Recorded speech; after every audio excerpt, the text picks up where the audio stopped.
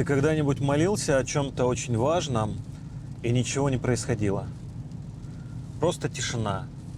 Никакого знака, никакого ответа. И ты просто начинаешь думать, либо Бог меня не слышит, либо со мной что-то не так, либо Он просто не отвечает на мои молитвы. Я через это проходил. И я хочу сегодня поговорить об одной вещи, которую я понял.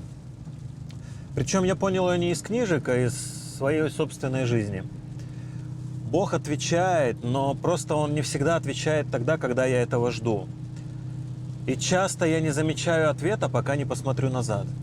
Сегодня я хочу поделиться 3 историями из моей жизни.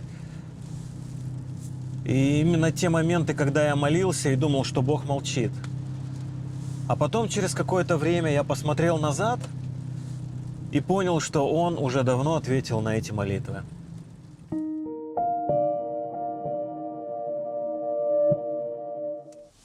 Здравствуйте! Добро пожаловать на мой канал, где я делюсь своей историей, своими переживаниями, своим опытом.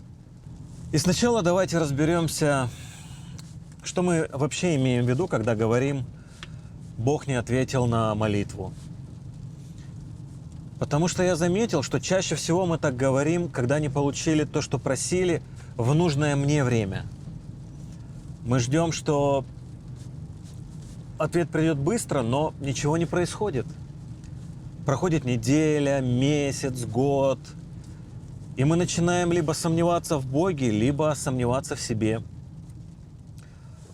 Вот что я думаю. Мы живем в эпоху мгновенных ответов. Написал сообщение, ждешь ответ через секунду. Заказал еду, привезут через час. Загуглил вопрос, ответ появился мгновенно. И мы начинаем ожидать от Бога таких же быстрых мгновенных реакций. Помолился утром, жду результат днем. Но вот только Бог работает в другом ритме. Он видит не только этот момент, Он видит всю мою жизнь целиком. И иногда ответ на мою молитву, он уже запущен, но просто он еще в пути. Как посылка, которую я отправил, но она требует времени, чтобы быть доставленной. Ну вот, например, моя первая история. Много лет назад я близко общался с одной девушкой. И вот однажды она поделилась со мной чем-то очень личным. Она рассказала, что была у врача на обследовании, и после всех диагнозов ей сказали категорически, что она никогда не сможет иметь детей. Она была разбита полностью, она сильно переживала, я переживал вместе с ней. И тогда я предложил ей вместе помолиться за эту ситуацию. И мы с ней помолились, продолжали общаться какое-то время, но, к сожалению, ничего не поменялось. Наши дороги через время разошлись. Я много лет ее не видел, где-то около 6, может быть, лет. И вот однажды я ее совершенно случайно встретил. Мы стали разговаривать, и она стала делиться, что она вышла замуж, и говорит, вот я с детьми гуляю. Я смотрю, ее дети бегают, и тут до меня просто доходит. Стоп, мы же с тобой молились. И я ей начинаю говорить, помнишь, мы молились с тобой. Просто мы молились, чтобы врачи оказались неправы, чтобы ты могла родить детей. Она остановилась, такая в шоке. Слушай, действительно, а я даже забыла об этой молитве. Но ведь это правда. И вот в этот момент мы с ней оба одновременно поняли, что это не было просто какое-то совпадение. Мы поняли, что Бог ответил на молитву. С нашей точки зрения это могло выглядеть как запоздалый ответ, потому что мы хотели получить этот ответ в тот период, когда она получила эту страшную новость о том, что она не сможет иметь детей. И мне кажется, что это очень важно, что она забыла. Это значит, что она не заработала ответ своей верой или настойчивостью. И этот ответ мы не получили по моей настойчивости. Это был чистый подарок Бога. Бог помнил даже, когда мы перестали этого ждать. Честно говоря, возникает вопрос. Почему Бог не ответил сразу? Почему нужно было ждать несколько лет? Неужели нельзя было это сделать быстрее? Я думал об этом очень много раз, и у меня нет универсального ответа. Но вот есть несколько вещей, которые я для себя лично понял. Во-первых, иногда нам нужно время, чтобы быть готовыми принять ответ. Ну, например, тебе 16 лет, ты молишься о серьезных отношениях.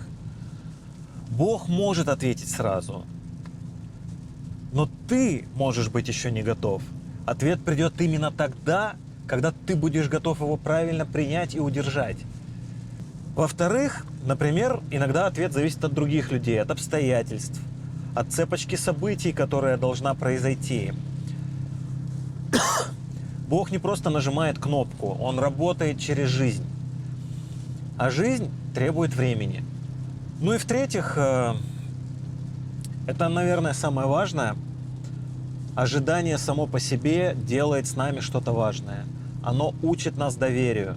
Оно показывает, что мы верим даже тогда, когда ответа еще нет. Второй пример, он такой немножко наивный, даже в какой-то степени детский. Когда я был подростком, в раннем подростковом возрасте, где-то лет 12, у меня была большая мечта.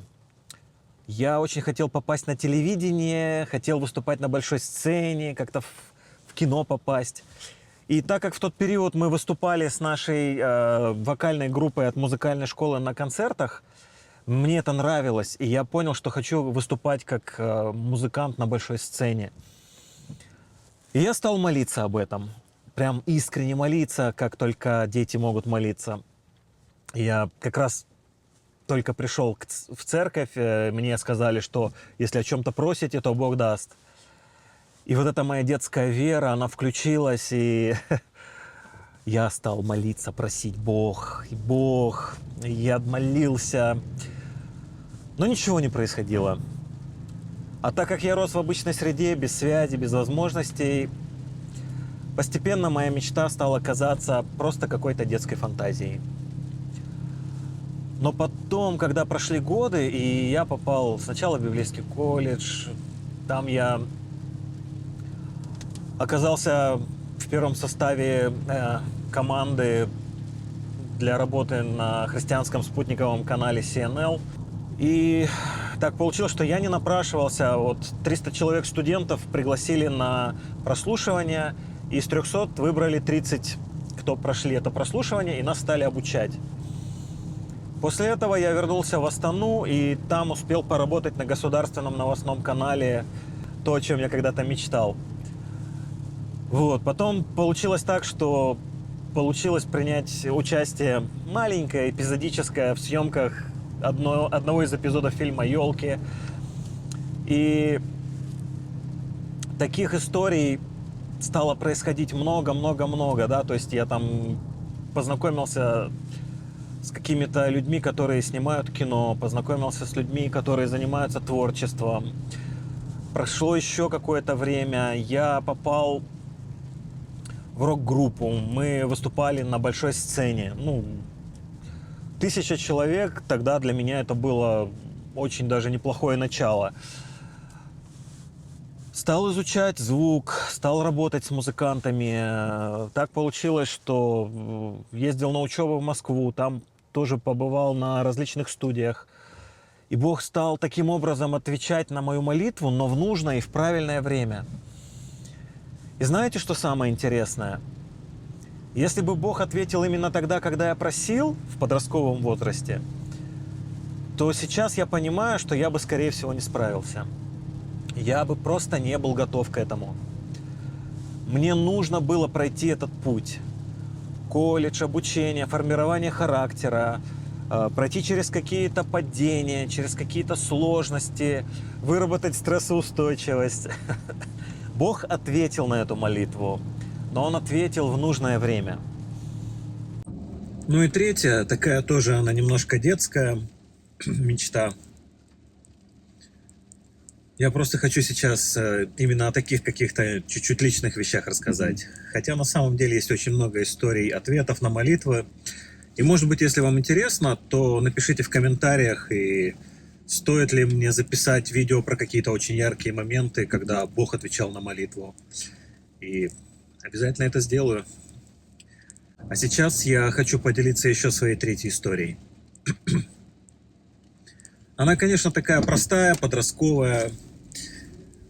И в подростковом возрасте я просто обожал слушать различные христианские группы, артистов, группа «Дружки», «Новый Иерусалим». Ну, на самом деле, большой список можно сделать. И я так мечтал попасть на их концерты, я молился об этом. Наивно, по-юношески, но искренне. Но, к сожалению, не было возможности. Не было ни денег, ни доступа, ни билетов. И я думал, ну, может быть, это просто мечта, которой не суждено сбыться. Потом, через много лет, я переехал в Америку. И здесь совершенно неожиданно начал попадать на выступления тех самых людей. И вот здесь та церковь, в которую я тогда ходил и которой я сейчас помогаю, они пригласили Александра Патлиса, приезжал Виталик Ефремочкин, в другую церковь приезжал Гера из группы «Дружки». Я познакомился и подружился здесь с Гешей Ушивцем, с Ромой Иванько, с Костей Косячковым мы заочно знакомы. В общем, огромное количество музыкантов. Просто Бог стал устраивать такие неожиданные встречи. Познакомился с некоторыми пасторами, которых раньше слушал, и хотелось попасть на их проповеди. В общем, различные известные актеры. Бог удивлял. И, кажется, глупая мечта и молитва, но Бог ответил на эту молитву подростка. Я на другом континенте и через десяток лет, и я, в общем, не мог представить этот маршрут. И, в принципе, вот, как я уже сказал, я не представлял, что я буду жить в Америке, потому что такого желания не было, но это отдельная история, и если вам интересно, я тоже могу записать про это видео.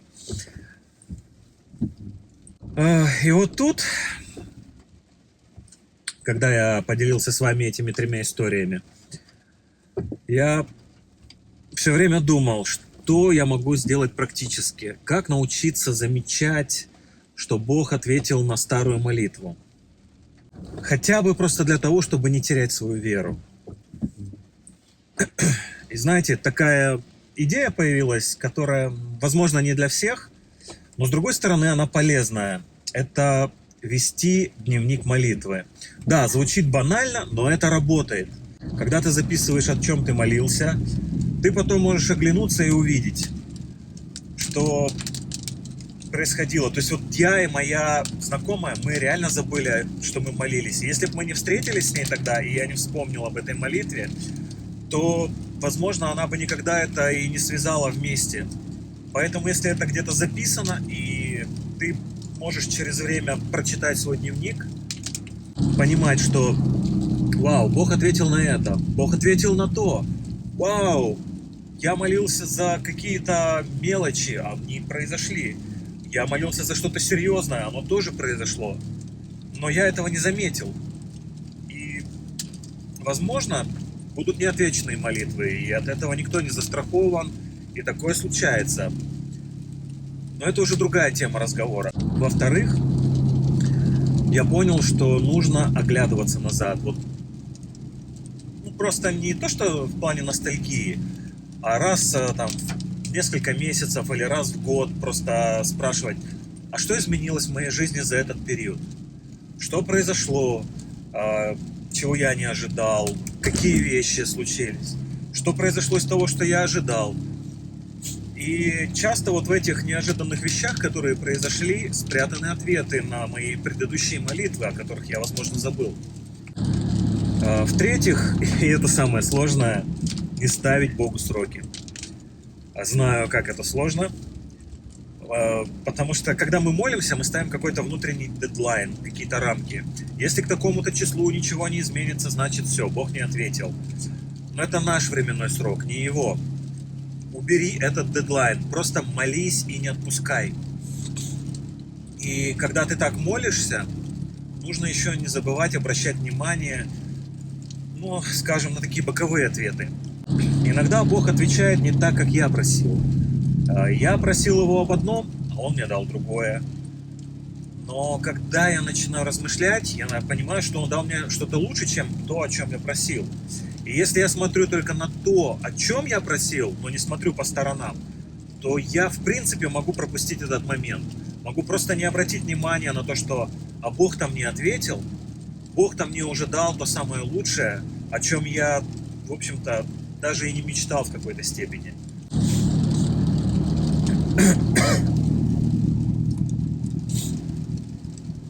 И я ни в коем случае не претендую на то, что у меня есть ответы на все вопросы о молитве, что... Ну, в общем, есть вещи, которые для меня самого до сих пор тайна. Есть молитвы, на которые я до сих пор не получил ответа, ситуации, которые я до сих пор не понимаю. Но вот что я точно знаю о своей жизни, и из своей жизни, из своего опыта, это то, что Бог слышит. Да, Он не всегда отвечает сразу, Он не всегда отвечает так, как я этого ждал, но Он отвечает. И часто самый лучший ответ – это тот, который приходит позже, который приходит другим путем, о котором я даже не думал.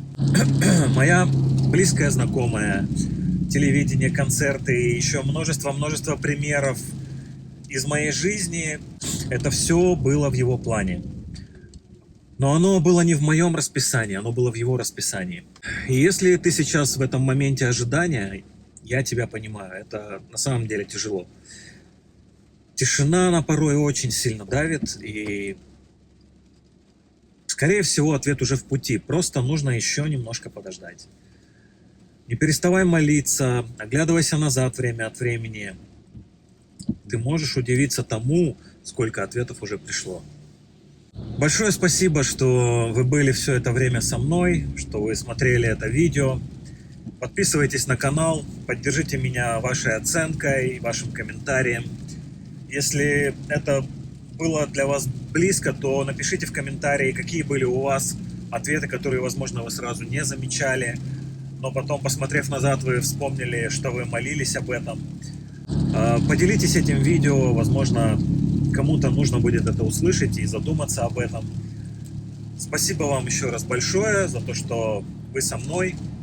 Всего вам самого хорошего, всех благ, всех вас обнимаю. Пока-пока.